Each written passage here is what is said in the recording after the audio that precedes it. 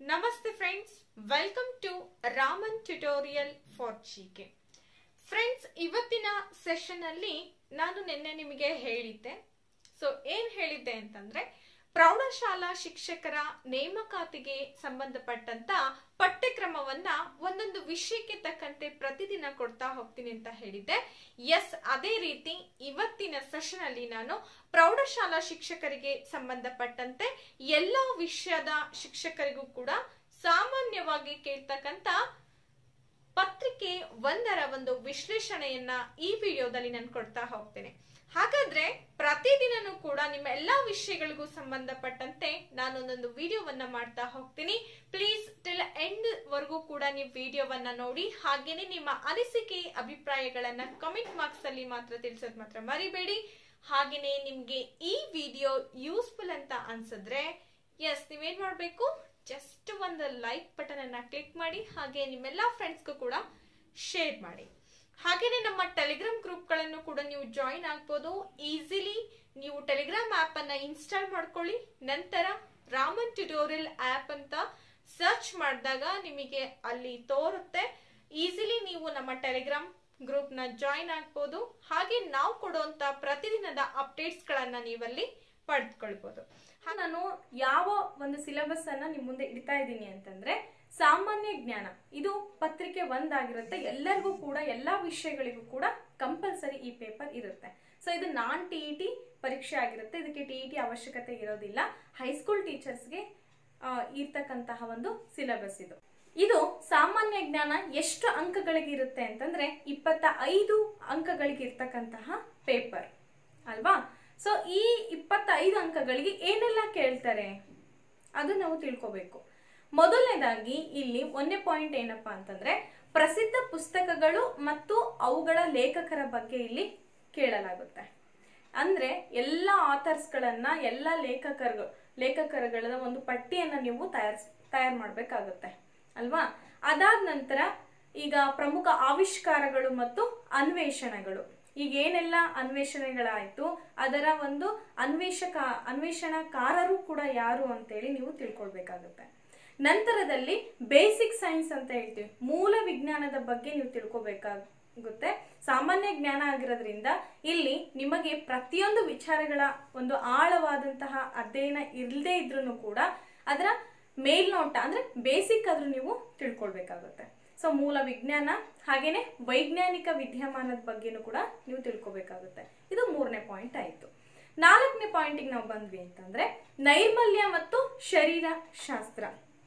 ನೈರ್ಮಲ್ಯ, ಈ ಸ್ವಚ್ಛತೆ ಬಗ್ಗೆನೂ ಕೂಡ ನಾವು ತಿಳ್ಕೊಬೇಕಾಗುತ್ತೆ. ಹಾಗೇನೆ ಶರೀರ ಶಾಸ್ತ್ರ, ಇಟ್ ಮೀನ್ಸ್ ಏನಪ್ಪಾ ಅಂತಂದ್ರೆ ಸ್ವಚ್ಛತೆಯ ಅರಿವನ್ನ ಹೇಗೆ ಮೂಡಿಸ್ಬೇಕು, ಆಮೇಲೆ ಹ್ಯೂಮನ್ ಬೀಯಿಂಗ್ ಯಾವ ರೀತಿಯಾಗಿರ್ಬೇಕು, ಶರೀರದ ಒಂದು ಅಂಗಾಂಗಗಳ ಬಗ್ಗೆ ಆಯ್ತು, ಪ್ರತಿಯೊಂದು ಸಿಸ್ಟಮ್ಗಳ ಬಗ್ಗೆ ನೀವು ಇಲ್ಲಿ ತಿಳ್ಕೊಳ್ಬೇಕಾಗುತ್ತೆ ಅಲ್ವಾ. ಹಾಗೇನೆ ಫ್ರೆಂಡ್ಸ್, ಇನ್ನೊಂದೇನು ಅಂತಂದ್ರೆ ಇದುವರೆಗೂ ಕೂಡ ನಮ್ಮ ಚಾನಲ್ಗೆ ಇನ್ನೂ ಸಬ್ಸ್ಕ್ರೈಬ್ ಮಾಡ್ಕೊಂಡಿಲ್ಲ ಅಂದ್ರೆ ಸಬ್ಸ್ಕ್ರೈಬ್ ಮಾಡಿ. ಪ್ರತಿಯೊಂದು ವಿಷಯಗಳ ಕುರಿತಾಗಿ ನಾವು ನಿಮಗೆ ಸಿಲೆಬಸ್ ಅನ್ನ ಹೇಳ್ತಾ ಹೋಗ್ತೀವಿ. ಹಾಗೇನೆ ಫ್ರೆಂಡ್ಸ್, ಇನ್ನೊಂದು ಮಾಹಿತಿ ಏನಪ್ಪಾ ಅಂತಂದ್ರೆ 5ನೇ ವಿಷಯವಾಗಿ ನೀವೇನ್ ತಿಳ್ಕೊಬೇಕು ಅಂತಂದ್ರೆ ವಿಶ್ವದ ಇತಿಹಾಸ ಅಂದ್ರೆ ವರ್ಲ್ಡ್ ಹಿಸ್ಟ್ರಿಯನ್ನ ನೀವು ಪ್ರಮುಖ ಘಟನಾವಳಿಗಳ ಬಗ್ಗೆನೂ ಕೂಡ ಮಾಹಿತಿನ ತಿಳ್ಕೊಬೇಕಾಗುತ್ತೆ. ಯುದ್ಧಗಳಾಗಿರ್ಬೋದು, ಕೆಲವೊಂದು ನಿಮಗೆ ಗೊತ್ತೇ ಇರುತ್ತೆ ಅಲ್ವಾ. ಆ ಎಲ್ಲ ಮಾಹಿತಿಗಳನ್ನ ನೀವು ಇಲ್ಲಿ ಕವರ್ ಮಾಡ್ಕೊಳ್ಬೇಕಾಗುತ್ತೆ. ಹಾಗೇನೆ ಭಾರತೀಯ ಇತಿಹಾಸದ ಆಧಾರಗಳ ಬಗ್ಗೆ ನೀವು ತಿಳ್ಕೊಬೇಕಾಗುತ್ತೆ. ಇದು ಇಂಪಾರ್ಟೆಂಟು ಅಲ್ವಾ. ಆಧಾರಗಳ ಮೂಲಗಳನ್ನ ತಿಳ್ಕೊಬೇಕಾಗುತ್ತೆ. ಆನಂತರ ಮತ್ತೆ ನಾವು ಭೌಗೋಳಿಕ ವಿಚಾರಕ್ಕೆ ಬರಬೇಕಾಗುತ್ತೆ. 7ನೇ ಪಾಯಿಂಟ್ ಏನು ಅಂತಂದ್ರೆ ಭೌಗೋಳಿಕ ಒಂದು ಮೂಲವನ್ನ, ಭೌಗೋಳಿಕ ಪದಗಳನ್ನ ನೀವು ತಿಳ್ಕೊಬೇಕಾಗುತ್ತೆ. ಹಾಗೇನೆ ಈ ಒಂದು ಪತ್ರಿಕೆ 1 ಅಂತ ಹೇಳಿದ್ನಲ್ಲ, ಎಲ್ಲರಿಗೂ ಕೂಡ ಕಾಮನ್ ಆಗಿರುತ್ತೆ ಅಂತ ಹೇಳಿದ್ನಲ್ಲ. ಈ ಪತ್ರಿಕೆ 100 ಅಂಕಗಳಿಗೆ ಇರ್ತಕ್ಕಂಥದ್ದು. ಅದರಲ್ಲಿ ಇವತ್ತು ನಾನು ಸಾಮಾನ್ಯ ಜ್ಞಾನ ಹಾಗೂ ಶೈಕ್ಷಣಿಕ ಮನೋವಿಜ್ಞಾನದ ವಿಶ್ಲೇಷಣೆಯನ್ನ ನಾನು ಕೊಡ್ತಾ ಇದ್ದೇನೆ. Okay, right. ನಿಮಗೆ ಈ ಒಂದು PDF ಬೇಕು ಅಂತಂದ್ರೆ ನಮ್ಮ ಟೆಲಿಗ್ರಾಮ್ ಗ್ರೂಪ್ ನಲ್ಲಿ ನೀವು ಜಾಯಿನ್ ಆಗ್ಬೇಕಾಗುತ್ತೆ. ಕನ್ನಡದಲ್ಲೇ ನಾವು ಇದನ್ನ ನಿಮ್ಗೆ ಕೊಡ್ತೀವಿ. Okay, next. ಹಾಗೇನೆ ಇಷ್ಟೇ ಅಲ್ಲ, ಇಲ್ಲಿಗೆ ಸಾಮಾನ್ಯ ಜ್ಞಾನ ಮುಗಿಲಿಲ್ಲ. 9ನೇ ಪಾಯಿಂಟ್ 8ನೇ ಪಾಯಿಂಟ್ ಏನಪ್ಪಾ ಅಂತಂದ್ರೆ ಕ್ರೀಡೆಗಳ ಬಗ್ಗೆ ನೀವು ತಿಳ್ಕೊಬೇಕಾಗುತ್ತೆ. ಹಾಗೇನೆ ಕ್ರೀಡೆ ಅಂದ ತಕ್ಷಣ ನಿಮಗೆ ಗೊತ್ತು ಅಂತಾರಾಷ್ಟ್ರೀಯ ಹಾಗೂ ರಾಷ್ಟ್ರೀಯ ಕ್ರೀಡೆ ಬಗ್ಗೆನೂ ತಿಳ್ಕೊಬೇಕಾಗುತ್ತೆ. ಹಾಗೇನೆ ವ್ಯಕ್ತಿಗಳ ಬಗ್ಗೆನೂ ಕೂಡ ನೀವು ಅಧ್ಯಯನ ಮಾಡಬೇಕಾಗುತ್ತೆ. ನೆಕ್ಸ್ಟ್ ಏನಪ್ಪಾ ಅಂತಂದ್ರೆ 9ನೇ ಪಾಯಿಂಟು ಪ್ರಶಸ್ತಿಗಳು, ಗೌರವಗಳು ಮತ್ತು ಬಹುಮಾನಗಳ ಅದ್ರ ಬಗ್ಗೆನೂ ಕೂಡ ನೀವು ತಿಳ್ಕೊಳ್ಬೇಕಾಗುತ್ತೆ. ಅಷ್ಟೇ ಅಲ್ಲ ಫ್ರೆಂಡ್ಸ್, ಈ ಭಾರತೀಯ ಸಂಸ್ಕೃತಿ, ಭೂಮಿ ಮತ್ತು ಜನರು ಇಲ್ಲಿ ಆಚರಿಸ್ತಕ್ಕಂತಹ ಹಬ್ಬಗಳ ಬಗ್ಗೆನೂ ಕೂಡ ತಿಳ್ಕೊಬೇಕಾಗುತ್ತೆ. ಇದು 10ನೇ ಪಾಯಿಂಟು. ಜೊತೆಗೆ ಭೌತಿಕ ಭೌಗೋಳಿಕತೆ ಬಗ್ಗೆನೂ ಕೂಡ ತಿಳ್ಕೊಬೇಕು. ಆಮೇಲೆ ಜನಸಂಖ್ಯೆ ಬಗ್ಗೆ ನೀವು ಅರಿಬೇಕಾಗುತ್ತೆ. ಸಾಕ್ಷರತಾ, ನೈಸರ್ಗಿಕ ಪ್ರದೇಶಗಳು, ಹಾಗೆಯೇ ನೈಸರ್ಗಿಕ ಸಂಪನ್ಮೂಲಗಳು, ನಂತರದಲ್ಲಿ ಆಹಾರ ಬೆಳೆಗಳು, ಆಹಾರೇತರ ಬೆಳೆಗಳು, ಆಮೇಲೆ ಕೈಗಾರಿಕೆಗಳ ಬಗ್ಗೆ ನೀವು ತಿಳ್ಕೊಬೇಕಾಗುತ್ತೆ ಅಲ್ವಾ. ಸಾಮಾನ್ಯ ಜ್ಞಾನ ಅಂದ ತಕ್ಷಣ ಒಂದು ಆಂಗಲ್ ನಲ್ಲಿ ನಾವು ನೋಡಕ್ಕಾಗಲ್ಲ ಅಲ್ವಾ, ಯಾಕೆಂದ್ರೆ ಅದ್ರ ಶಾಖೆನೇ ಹಾಗೆ ಇದೆ. ಪ್ರತಿಯೊಂದು ವಿಚಾರಗಳ ಬಗ್ಗೆನೂ ಕೂಡ ನೀವು ಗಮನ ಹರಿಸೋದೇ ಇಲ್ಲಿನ ಮುಖ್ಯ ಉದ್ದೇಶ. ಅಷ್ಟೇ ಅಲ್ಲ, ನಾವಿನ್ನ ಮತ್ತೆ ರಾಜ್ಯಶಾಸ್ತ್ರಕ್ಕೆ ಟರ್ನ್ ಓವರ್ ಆದ್ವಿ ಅಂದ್ರೆ ಸಾರ್ವಜನಿಕ ಸಂಸ್ಥೆಗಳ ಬಗ್ಗೆ ತಿಳ್ಕೊಬೇಕಾಗುತ್ತೆ. ಭಾರತೀಯರ ಕಲೆ, art and horticulture, it means culture, ನಮ್ಮ ಕಲ್ಚರ್ ಬಗ್ಗೆ ತಿಳ್ಕೊಬೇಕಾಗುತ್ತೆ, ಕಲೆ ಬಗ್ಗೆ ತಿಳ್ಕೊಬೇಕಾಗುತ್ತೆ, ಆಮೇಲೆ ಕಲಾವಿದರ ಬಗ್ಗೆ ತಿಳ್ಕೊಬೇಕು, ಆಮೇಲೆ ಯಾವೆಲ್ಲ ಸಾಧನೆಗಳಿಗೆ ಯಾವ ರೀತಿಯಾದಂಥ ಪ್ರಶಸ್ತಿಗಳನ್ನ ನೀಡ್ತಾರೆ ಅಲ್ವಾ, ಅದ್ರ ಬಗ್ಗೆ ಮಾಹಿತಿ ತಿಳ್ಕೊಬೇಕು. ಆಮೇಲೆ ಶಿಕ್ಷಣದ ಬಗ್ಗೆನೂ ಕೂಡ ನಾವು ತಿಳ್ಕೊಬೇಕಾಗುತ್ತೆ ಇಲ್ಲಿ ಅಲ್ವಾ. ಇರೋದ್ರಿಂದ ಶಿಕ್ಷಣದ ಬಗ್ಗೆ ಮಾಹಿತಿ ಇರಲೇಬೇಕು. ಹಾಗೇನೆ ಯಾವೆಲ್ಲ ನೀತಿ ನಿಯಮಗಳು ಜಾರಿ ಆದವು, ಶಿಕ್ಷಣದ ರಾಷ್ಟ್ರೀಯ ನೀತಿ ಬಗ್ಗೆ ತಿಳ್ಕೊಬೇಕು, ಭಾರತದ ಸಂವಿಧಾನದ ಪ್ರಸ್ತಾವನೆ ಆಗಿರ್ಬೋದು, ಕೇಂದ್ರ ಸರ್ಕಾರದ ಬಗ್ಗೆ, ರಾಜ್ಯ ಸರ್ಕಾರದ ಬಗ್ಗೆ, ಹಾಗೇನೆ ಕ್ಯಾಬಿನೆಟ್ಗಳ ಬಗ್ಗೆ, ಅಂತಾರಾಷ್ಟ್ರೀಯ ಮತ್ತು ರಾಷ್ಟ್ರೀಯ ಗುರುತಿಸುವಿಕೆ ನಾಯಕರ ಬಗ್ಗೆನೂ ಕೂಡ ನಾವು ತಿಳ್ಕೊಳ್ಬೇಕು. ಇದೆಲ್ಲ ಒಂದ್ ಸೈಡ್ ಆಯ್ತು ಅಂದ್ರೆ ಇದನ್ಯಾರು ಕೂಡ ಬದಲಾವಣೆ ಮಾಡಕ್ಕಾಗಲ್ಲ. ಇದು ಒಂಥರ ಸಬ್ಜೆಕ್ಟ್ ಆದ್ರೆ ಇನ್ನು ನಾವು ಮುಂದೆ ಹೇಳ್ತಾ ಇರ್ತಕ್ಕಂಥದ್ದು ಬದಲಾವಣೆ ಆಗ್ತಕ್ಕಂಥ ಘಟನೆಗಳು ಅಂದ್ರೆ ಪ್ರಚಲಿತ ರಾಷ್ಟ್ರೀಯ ಮತ್ತು ಅಂತಾರಾಷ್ಟ್ರೀಯ ಮಾಹಿತಿಗಳನ್ನು ಕೂಡ ನೀವು ತಿಳ್ಕೊಬೇಕು. ಕರೆಂಟ್ ಅಫೇರ್ಸ್ ಅಂತ ಹೇಳ್ತೀವಲ್ಲ, ಯಾವಾಗ ಎಲ್ಲಿ ಬದಲಾವಣೆ ಆಗ್ತವೆ ಅಂತ ಹೇಳಕ್ಕಾಗಲ್ಲ. ಇವುಗಳನ್ನ ಮಸ್ಟ್ ನೀವು ಏನ್ ಮಾಡ್ಬೇಕು ಅಂದ್ರೆ ತಿಳ್ಕೊಳ್ಳೇಬೇಕು ಅಲ್ವಾ. ಪ್ರಚಲಿತ ರಾಷ್ಟ್ರೀಯ ಘಟನೆಗಳನ್ನು ತಿಳ್ಕೊಬೇಕಾಗುತ್ತೆ, ಆಮೇಲೆ ಅಂತಾರಾಷ್ಟ್ರೀಯ ವ್ಯವಹಾರಗಳ ಬಗ್ಗೆ, ಆಮೇಲೆ ನಮ್ಮ ದೇಶದೊಂದಿಗೆ ಹೊಂದಿರತಕ್ಕಂಥ ವಿದೇಶಿಯರ ಸಂಬಂಧಗಳು ಹೇಗಿದಾವೆ, ಇವೆಲ್ಲ ಮಾಹಿತಿಗಳನ್ನ ಈ ಸಾಮಾನ್ಯ ಜ್ಞಾನದ ಪತ್ರಿಕೆಯಲ್ಲಿ ನೀವು ತಿಳ್ಕೊಳ್ಬೇಕಾಗಿರೋದು. ಮತ್ತೊಂದ್ಸಲ ಹೇಳ್ತಾ ಇದ್ದೀನಿ, ಇದು 25 ಅಂಕಗಳಿಗೆ ಇರ್ತಕ್ಕಂಥ ಪತ್ರಿಕೆ, ಗೊತ್ತಾಯ್ತಾ. ಪತ್ರಿಕೆ 1ರಲ್ಲಿ ಇದು ಒಂದು ಭಾಗ. ನೆಕ್ಸ್ಟ್ ತದನಂತರದಲ್ಲಿ ಬರ್ತಕ್ಕಂಥದ್ದು ಎಜುಕೇಶನ್ ಸೈಕಾಲಜಿ, ಶೈಕ್ಷಣಿಕ ಮನೋವಿಜ್ಞಾನ. ಇದನ್ನು ಕೂಡ 25 ಅಂಕಗಳಿಗೆ ಇರ್ತಕ್ಕಂಥದ್ದು. ಹಾಗಾದ್ರೆ ಇದು ಯಾವೆಲ್ಲ ವಿಚಾರಗಳನ್ನ ಒಳಗೊಂಡಿದೆ, ಇಲ್ಲಿ ಯಾವ್ದೆಲ್ಲ ಸಿಲೆಬಸ್ ಇದೆ ನೋಡೋಣ. ಇಲ್ಲಿ ಮೊದಲು ನಾವು ತಿಳ್ಕೊಬೇಕಾಗಿರ್ತಕ್ಕಂಥ ವಿಚಾರ ಕಲಿಕೆ ಅಲ್ವಾ. ಕಲಿಯುವವರು ಮತ್ತು ಕಲಿಕೆ ಯಾವ ರೀತಿಯಲ್ಲಿ ಜರುಗುತ್ತೆ, ಹಾಗೇನೆ ಬಾಲ್ಯದ ಗುಣಲಕ್ಷಣಗಳು ಹೇಗಿರುತ್ತೆ, ನಂತರ ಬಾಲ್ಯದ ಆರಂಭ ಮತ್ತು ಕೊನೆ ಹೇಗಾಗುತ್ತೆ, ಆಮೇಲೆ ತಾರುಣ್ಯಾವಸ್ಥೆ, ಹದಿಹರೆಯದವರು ಅಂತ ಹೇಳ್ತೀವಿ, ಈ ಕಾನ್ಸೆಪ್ಟ್ ಬಗ್ಗೆ ನೀವು ತಿಳ್ಕೊಬೇಕು. ಅವರಲ್ಲಿ ಆಗ್ತಕ್ಕಂಥ ಬಾಲ್ಯದವರಲ್ಲಿ, ಹದಿಹರೆಯದವರಲ್ಲಿ ಆಗ್ತಕ್ಕಂಥ ದೈಹಿಕ ಬದಲಾವಣೆ ಆಗಿರ್ಬೋದು, ಸಾಮಾಜಿಕ ಬದಲಾವಣೆ ಆಗಿರ್ಬೋದು, ವೈಯಕ್ತಿಕ, ಭಾವನಾತ್ಮಕ, ಹಾಗೇನೆ ನೆಕ್ಸ್ಟ್ ಅರಿವಿನ ಬೆಳವಣಿಗೆ ಆಗಿರ್ಬೋದು, ಎಲ್ಲ ಮಾಹಿತಿಗಳನ್ನು ನೀವು ತಿಳ್ಕೊಬೇಕು. ಹಾಗೇನೆ ಬೆಳವಣಿಗೆ ಮತ್ತು ವಿಕಾಸ ಕಾನ್ಸೆಪ್ಟೇ ಇದೆ, ಅದನ್ನು ಕೂಡ ನೀವು ತಿಳ್ಕೊಬೇಕಾಗುತ್ತೆ. ಸೊ ಅದಕ್ಕೆ ಸಂಬಂಧಪಟ್ಟಂಗೆ ಸಾಕಷ್ಟು ನಮ್ಮಲ್ಲಿ ವಿಡಿಯೋಸ್ಗಳು ಇದಾವೆ. ನೀವು ಟೆಲಿಗ್ರಾಮ್ ಗ್ರೂಪಿಗೆ ಜಾಯಿನ್ ಆದ್ರಿ ಅಂದ್ರೆ ಪ್ರತಿಯೊಂದು ವಿಷಯಗಳ ಮಾಹಿತಿನೂ ಕೂಡ ನಿಮಗೆ ವಿತ್ PDF ಸಮೇತ ಸಿಗುತ್ತೆ. ಓಕೆ, ನೆಕ್ಸ್ಟ್ ಅದಾದ ನಂತರ ಒಂದು ಕಾನ್ಸೆಪ್ಟೇ ಇದೆ ಇಲ್ಲಿ, ಕಲಿಕೆಯ ಪರಿಕಲ್ಪನೆ ಅಂತೇಳಿ. ನೆಕ್ಸ್ಟ್ ಕಾನ್ಸೆಪ್ಟ್ ಅದು ಬೇಸಿಕ್ ಆಯ್ತು, ನಾನು ಫಸ್ಟ್ ಹೇಳಿದ್ದು. ನೆಕ್ಸ್ಟ್ ಕಲಿಕೆಯ ಪರಿಕಲ್ಪನೆ. ಸೊ ಈ ಕಲಿಕೆಯ ಪರಿಕಲ್ಪನೆಯಲ್ಲಿ ನೀವೇನೆಲ್ಲ ತಿಳ್ಕೋಬೇಕು, ಮಕ್ಕಳ ಕಲಿಕೆಯ ಪ್ರಕ್ರಿಯೆಗಳ ಬಗ್ಗೆ ತಿಳ್ಕೋಬೇಕು. ಆಮೇಲೆ ಕಲಿಕೆಯಲ್ಲಿ ಕಂಡುಬರ್ತಕ್ಕಂಥ ದೋಷಗಳು ನೀವು ನೋಡಿರ್ಬೋದು, ಡಿಸ್ಕ್ಯಾಲ್ಕುಲಿಯಾ, ಡಿಸ್ಲೆಕ್ಸಿಯಾ, ಡಿಸ್ಗ್ರಾಫಿಯಾ, ಆಮೇಲೆ ಕೆಲವೊಂದು ಮಕ್ಕಳಲ್ಲಿ ನ್ಯೂನತೆಗಳು ಕಂಡುಬರುತ್ತೆ, ಅದು ಯಾವುದರಿಂದ ಆಯಿತು, ಇದಕ್ಕೆ ನಾವು ಕಲಿಕಾ ದೋಷಗಳು ಅಂತೇಳಿ ಕರಿತಾ ಇದ್ದೇವೆ. ಆಮೇಲೆ ಶಾಲೆಯ ಸನ್ನಿವೇಶಗಳಲ್ಲಿ ಕಲಿಕೆ ಹೇಗುಂಟಾಗುತ್ತೆ ಮಕ್ಕಳಲ್ಲಿ, ಅದರ ಪ್ರಕ್ರಿಯೆ ಮತ್ತು ಉತ್ಪನ್ನವಾಗಿ ಕಲಿಯೋದು ಹೇಗೆ, ಕಲಿಕೆಯನ್ನ ನಿರ್ಣಯಿಸುವುದು, ಹೀಗೆ ಕಾನ್ಸೆಪ್ಟ್ ಅದರಲ್ಲಿ ಬರುತ್ತೆ. ನಂತರ ಮುಂದಿನ ಕಾನ್ಸೆಪ್ಟ್ ಏನಪ್ಪಾ ಅಂದ್ರೆ ಕಲಿಯುವವರ ವ್ಯತ್ಯಾಸಗಳು. ಅಂದ್ರೆ ವೈಯಕ್ತಿಕ ಭಿನ್ನತೆಗಳು ಅಂತೇಳಿ ಹೇಳ್ತೀವಿ ನೋಡ್ರಿ. ಸೊ ಅದರಲ್ಲಿ ಹೇಗೆ ಒಂದು ಕಲಿಕೆ ಒಬ್ಬನಲ್ಲಿ ಒಂದು ಕಲಿಕೆ ಆಯ್ತು ಅಂದ್ರೆ ಇನ್ನೊಬ್ಬನಲ್ಲಿ ಅದೇ ರೀತಿಯಾದಂತ ಕಲಿಕೆ ಆಗ್ಲಿಕ್ಕೆ ಸಾಧ್ಯ ಇಲ್ಲ. ಗೊತ್ತು ನಿಮಗೆ ಸೈಕಾಲಜಿ ಬಗ್ಗೆ.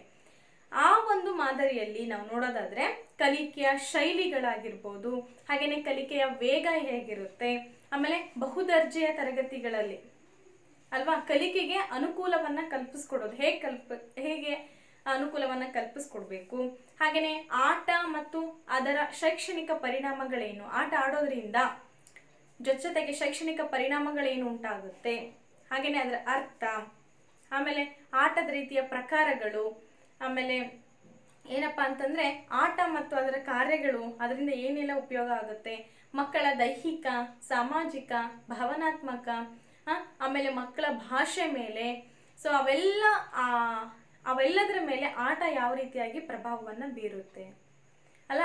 ಆಟಗಳು ಒಂದು ಡೈನಾಮಿಕ್ಸ್ ಅಂದ್ರೆ ಗುಂಪನ್ನ ಅವು ಏನ್ ಮಾಡ್ತವೆ, ರಚನೆ ಮಾಡ್ತವೆ. ಹೀಗೆ ಅದರಲ್ಲಿ ಬರ್ತಕ್ಕಂಥ ಕಾನ್ಸೆಪ್ಟ್. ಆಮೇಲೆ ರಚನಾತ್ಮಕತೆ ಅಂತ ಒಂದು ಕಾನ್ಸೆಪ್ಟ್ ಬರುತ್ತೆ. ಇಲ್ಲಿ ಪರಿಕಲ್ಪನೆಯ ಒಂದು ಪರಿಚಯ ಇರುತ್ತೆ. ಆಮೇಲೆ ಶಿಕ್ಷಕರು ಮತ್ತು ಬೋಧನೆಯ ಒಂದು ಪರಿಣಾಮಗಳು ಕೂಡ ಇರುತ್ತೆ. ನೆಕ್ಸ್ಟ್ ಶೈಕ್ಷಣಿಕ ಸೈಕಾಲಜಿ ಅಂತೇಳಿ ಬರುತ್ತೆ. ಇದು ಒಂದು ನೋಡೋಣ. ಇದು ಶೈಕ್ಷಣಿಕ ಮನೋವಿಜ್ಞಾನದ ಅರ್ಥ ಮತ್ತು ವ್ಯಾಪ್ತಿಯನ್ನು ತಿಳ್ಕೋಬೇಕು. ಮನೋವಿಜ್ಞಾನ ಮತ್ತು ಅದರ ಒಂದು ಅರ್ಥ, ಪರಿಕಲ್ಪನೆ, ಪ್ರಕೃತಿ, ಅದರ ವ್ಯಾಪ್ತಿ, ಆಮೇಲೆ ಶೈಕ್ಷಣಿಕ ಮನೋವಿಜ್ಞಾನದ ಅಗತ್ಯ ನಮಗಿದೆನಾ, ಈ ಎಲ್ಲ ಕಾನ್ಸೆಪ್ಟ್ ಬಗ್ಗೆ ನೀವು ತಿಳ್ಕೋಬೇಕು. ನೆಕ್ಸ್ಟ್ ಅಧ್ಯಯನ ಮಾಡ್ತಕ್ಕಂಥ ವಿಧಾನಗಳು.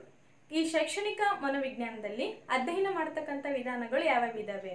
ಈಗ ಆತ್ಮಾವಲೋಕನ ಅಂತಿದೆ, ವೀಕ್ಷಣಾ ವಿಧಾನ ಇದೆ, ಕೇಸ್ ಸ್ಟಡಿ ಅಂದ್ರೆ ವ್ಯಕ್ತಿ ಅಧ್ಯಯನ ಇದೆ, ಪ್ರಾಯೋಗಿಕ ವಿಧಾನ ಇದೆ, ಅದರ ಅರ್ಥಗಳು, ಕ್ರಮಗಳು, ಉಪಯೋಗಗಳು, ಹಾಗೆ ಅದರ ಲಿಮಿಟೇಷನ್ಸ್, ಇವನ್ನೆಲ್ಲ ನೀವು ತಿಳ್ಕೋಬೇಕು.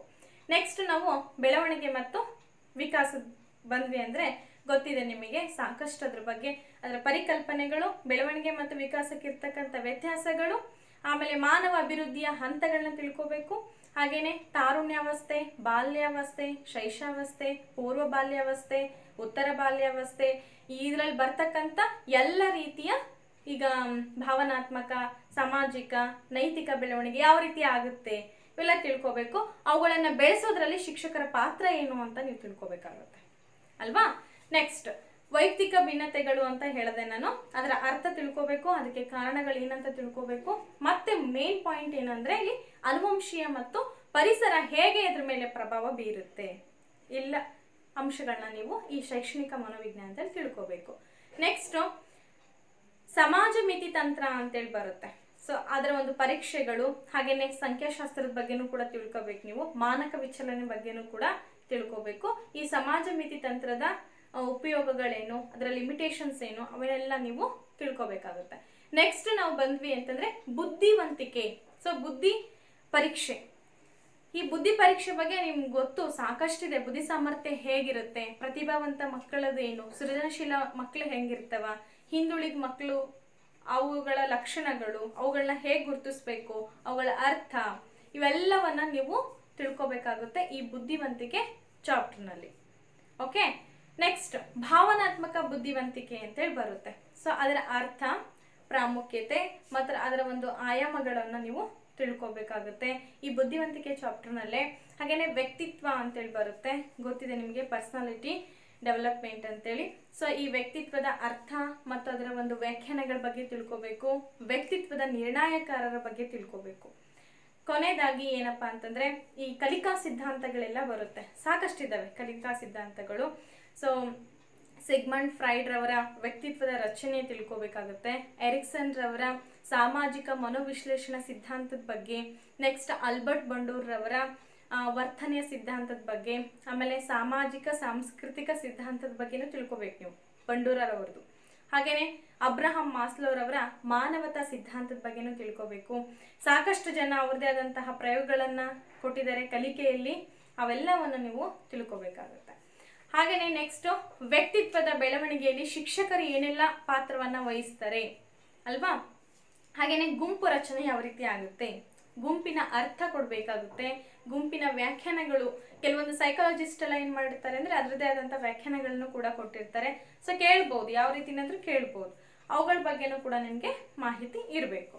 ನೆಕ್ಸ್ಟ್ ಗುಂಪುಗಳ ಪ್ರಕಾರಗಳ ಬಗ್ಗೆ, ಅವುಗಳ ಗುಣಲಕ್ಷಣಗಳ ಬಗ್ಗೆ, ಆಮೇಲೆ ಗುಂಪಿನ ಒಂದು ತರಗತಿ, ಗುಂಪೇನ್ ಮಾಡ್ತೀವಲ್ಲ, ಸೊ ಆ ತರಗತಿ ಕಲಿಕೆ ಮೇಲೆ ಯಾವ ರೀತಿ ಪ್ರಭಾವವನ್ನು ಬೀರುತ್ತೆ. ಈ ಗುಂಪು ಆಮೇಲೆ ಒಗ್ಗೂಡಿಸುವಿಕೆಯನ್ನ ಅಭಿವೃದ್ಧಿ ಪಡಿಸ್ತಕ್ಕಂಥ ಒಂದು ಪ್ರಾಮುಖ್ಯತೆ ಆಗಿರ್ಬೋದು. ಈಗ ನಾನು ಹೇಳಿದ್ನಲ್ಲ, ಸಮಾಜ ಮಿತಿ ತಂತ್ರ ಒಂದು ಗುಂಪು ಕಾರ್ಯಚಟುವಟಿಕೆ, ಅದು ಸಮಾಜ ಮಿತಿ ತಂತ್ರ. ಈ ರೀತಿಯಾದಂತಹ ಒಂದು ಚಟುವಟಿಕೆಗಳನ್ನ ಯಾವ ರೀತಿಯಾಗಿ ಶಿಕ್ಷಣದಲ್ಲಿ ಕೈಗೊಳ್ಬೇಕು, ಇದೊಂದು ಕಾನ್ಸೆಪ್ಟ್ ಕ್ಲಿಯರ್. ನೆಕ್ಸ್ಟ್ ನಾವು ಬರೋಣ. ಏನ್ರಿ ಮೇಡಮ್ 25 ಮಾರ್ಕ್ಸಿಗೆ ಇಷ್ಟೆಲ್ಲ ಇದೆನಾ? ಎಸ್, ಹೈಸ್ಕೂಲ್ CET ತುಂಬಾ ಟಫ್ ಇರೋದ್ರಿಂದ ನೀವು ಸ್ಟಡಿಯನ್ನ ಆರಂಭ ಮಾಡಲೇಬೇಕು. ಓಕೆ, ಈ ಮಾನಸಿಕ ಆರೋಗ್ಯದ ಬಗ್ಗೆನೂ ಕೂಡ ನೀವು ತಿಳ್ಕೊಬೇಕಾಗುತ್ತೆ. ಅದರ ಪರಿಕಲ್ಪನೆ, ಅದರ ಗುಣಲಕ್ಷಣಗಳು, ಆಮೇಲೆ ಆತಂಕ, ಹತಾಶೆ, ಸಂಘರ್ಷ, ಹೊಂದಾಣಿಕೆ ತಂತ್ರ, ಅಸಮರ್ಪಕ ಪರಿಕಲ್ಪನೆ, ಇವೆಲ್ಲದ್ರ ಬಗ್ಗೆನೂ ಕೂಡ ನೀವು ಮಾಹಿತಿನ ತಿಳ್ಕೊಬೇಕಾಗಿತ್ತು. ಇದು PDF ಕೂಡ ನಾನು ನಿಮಗೆ ಯಾರ್ಯಾರು ಟೆಲಿಗ್ರಾಮ್ ಗ್ರೂಪಿಗೆ ಜಾಯ್ನ್ ಆಗ್ತಾರೆ ಅವ್ರಿಗೆ ಸಿಗುತ್ತೆ ನಿಮಗೆ. ಓಕೆ, ಆಮೇಲೆ ಕಲಿಕೆ ಮೇಲೆ ಪರಿಣಾಮ ಬೀರ್ತಕ್ಕಂತಹ ಅಂಶಗಳ ಬಗ್ಗೆ ನೀವು ತಿಳ್ಕೊಬೇಕಾಗುತ್ತೆ. ಕಲಿಕೆ ಅರ್ಥ ಇವೆಲ್ಲ ನಾನು ಹೇಳಿದೆ ನಿಮಗೆ ಅಲ್ವಾ. ನೆಕ್ಸ್ಟ್ ಹಾಗಿದ್ರೆ ನೋಡೋಣ ಈಗ ಪಕ್ವತೆ. ಸೊ ಈ ಪಕ್ವತೆಯ ಒಂದು ಪರಿಕಲ್ಪನೆ, ಅದರ ಒಂದು ಶೈಕ್ಷಣಿಕ ಪರಿಣಾಮಗಳು, ಅದರ ಒಂದು ಪ್ರಕಾರಗಳು, ಅದರ ಅರ್ಥ, ಅದರೆಲ್ಲನೂ ತಿಳ್ಕೊಬೇಕಾಗುತ್ತೆ. ಪ್ರೇರಣೆ, ಇನ್ಸ್ಪಿರೇಷನ್ ಹೆಂಗ್ ಮಾಡೋದು, ಸೊ ಅದರ ಅರ್ಥ, ಪ್ರಕಾರಗಳು, ಸಿದ್ಧಾಂತ, ವಿದ್ಯಾರ್ಥಿಗಳನ್ನು ಪ್ರೇರೇಪಿಸ್ತಕ್ಕಂಥ ತಂತ್ರಗಳು, ಆಮೇಲೆ ನೆನಪಿನಲ್ಲಿಡೋದು, ಸ್ಮೃತಿ ಅಂತೇಳಿ ಹೇಳ್ತೀವಿ ನೋಡ್ರಿ, ಸ್ಮೃತಿ ವಿಸ್ಮೃತಿ ಅಂತೇಳಿ ಬರ್ತವೆ. ಎಲ್ಲ ಕಾನ್ಸೆಪ್ಟ್ಗಳು ಸೈಕಾಲಜಿ ಅಂತ ಬಂದ ತಕ್ಷಣ ಇಂಚಿಂಚು ನೋಡ್ಕೋಬೇಕಾಗುತ್ತೆ ನಾವು. ನೆಕ್ಸ್ಟ್ ಏನಪ್ಪಾ ಅಂದ್ರೆ ಚಿಂತನೆ. ಸೊ ಈ ಒಂದು ಚಿಂತನೆ ಕಾನ್ಸೆಪ್ಟಿಗೆ ಸಂಬಂಧಪಟ್ಟಂಗೆ ಅದರ ಪರಿಕಲ್ಪನೆ, ಆಲೋಚನೆ, ಆಮೇಲೆ ಅದರ ಕೌಶಲ್ಯಗಳ ಅಭಿವೃದ್ಧಿ, ಆಮೇಲೆ ಇಲ್ಲಿ ಬ್ರೂನರ್ ಅವರು ಪರಿಕಲ್ಪನೆಯನ್ನ ನೀಡ್ತಾರೆ. 3 ಕಲಿಕಾ ವಿಧಾನಗಳ ಬಗ್ಗೆನೂ ತಿಳ್ಕೊಬೇಕು, ಅದರ ಅರ್ಥ ಅದನ್ನೆಲ್ಲ ತಿಳ್ಕೊಬೇಕಾಗುತ್ತೆ. ನೆಕ್ಸ್ಟ್ ಏನಪ್ಪಾ ಅಂದ್ರೆ ಪಾವ್ಲೋವ್ರವರ ಒಂದು ಪ್ರಯೋಗವನ್ನ ತಿಳ್ಕೊಬೇಕು. ಥಾಂಡೈಕ್ರವರ ಒಂದು ಕಲಿಕೆಯ ಪ್ರಮಾದ ದೋಷ ಕಲಿಕೆ ಬಗ್ಗೆ ನೀವು ತಿಳ್ಕೊಬೇಕು. ನಾ ಹೇಳಿದ್ನಲ್ಲ, ಕಲಿಕೆ ಸಿದ್ಧಾಂತಗಳ ಸಂಬಂಧಪಟ್ಟಂಗೆ ಸ್ಕಿನ್ನರ್ ಅವ್ರದ್ದು, ಥಾಂಡೈಕ್ ಅವ್ರದ್ದು, ಆಮೇಲೆ ಬ್ರೂನರ್ ಅವ್ರದ್ದು, ಸೊ ಇವೇನೆಲ್ಲ ಸಿದ್ಧಾಂತಗಳನ್ನ ಮಂಡಿಸ್ತಾರಲ್ಲ ಅವನ್ನೆಲ್ಲವನ್ನ ನೀವು ತಿಳ್ಕೊಳ್ಬೇಕಾಗುತ್ತೆ ಅಲ್ವಾ. ನೆಕ್ಸ್ಟ್ ಕೊನೆಯದಾಗಿ ಏನಪ್ಪಾ ಅಂತಂದ್ರೆ ಶೈಕ್ಷಣಿಕ ಪರಿಣಾಮಗಳ ಬಗ್ಗೆನೂ ಕೂಡ ನೀವು ಕಾನ್ಸೆಪ್ಟ್ ಅನ್ನ ಅರ್ಥ ಮಾಡ್ಕೋಬೇಕಾಗುತ್ತೆ. ಆನಂತರ ಈಗ ಕೊಹ್ಲರ್ಬರ್ಗ್ನ ಒಳನೋಟ ಕಲಿಕೆ, ಸೊ ಅದರ ರಚನಾತ್ಮಕತೆ ಯಾವ ರೀತಿ ಆಗುತ್ತೆ, ಈ ಎಲ್ಲ ಸಿದ್ಧಾಂತಗಳನ್ನ ನೀವು ತಿಳ್ಕೋಬೇಕು. ಆಮೇಲೆ ಜೀನ್ ಪಿಯಾಜೆ, ಮುಖ್ಯವಾಗಿ ಇಲ್ಲಿ ಬರ್ತಕ್ಕಂಥವ್ರು ಜೀನ್ ಪಿಯಾಜೆ ಅವರ ಜ್ಞಾನಾತ್ಮಕ ಸಿದ್ಧಾಂತದ ಬಗ್ಗೆನೂ ಕೂಡ ಇಲ್ಲಿ ನೀವು ಅರ್ಥ ಮಾಡ್ಕೋಬೇಕು. ವೈಗೋಟ್ಸ್ಕಿ, ಸೊ ಅವ್ರದ್ದು ಕೂಡ ಇಲ್ಲಿ ನೀವು ಕಲಿಬೇಕಾಗುತ್ತೆ.